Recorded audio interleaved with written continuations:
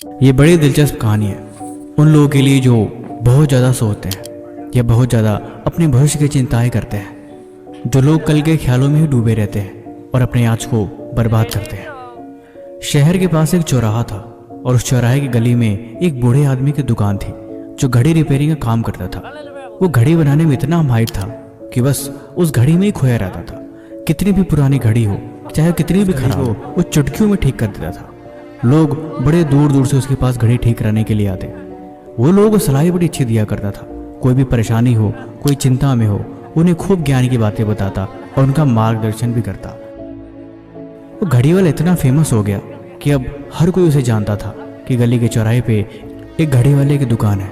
अब तो लोग रोज ही उसके दुकान के पास आके भीड़ इकट्ठी कर देते और फालतू की बातें करने लगते।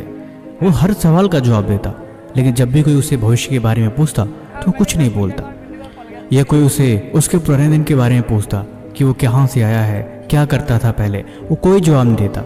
वो सिर्फ एक ही बात कहता, मैं घड़ी का मैकेनिक हूँ और मुझे घड़ी का काम आता है। मुझे इसके अलावा और नहीं मैं इसके बारे में और कुछ जानता हूँ।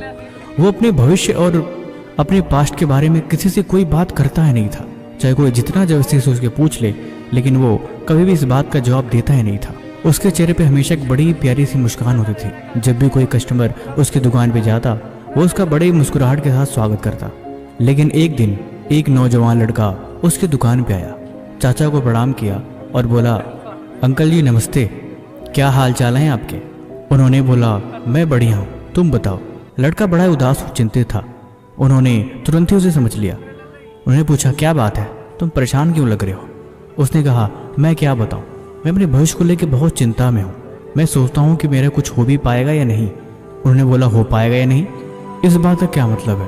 लड़के ने जवाब दिया, मैं सोचता हूँ कि मैं कामयाब हो पाऊंगा या नहीं। मैं मेहनत बहुत करता हूँ, बहुत कोशिश करता हूँ, लेकिन फिर भी पता नहीं क्यों मेरे मन में अजीब सा एक डर बैठ गया है। मुझे खुद पे यकीन ही नहीं हो रहा है कि मैं जिंदगी में कामयाब हो पाऊँ।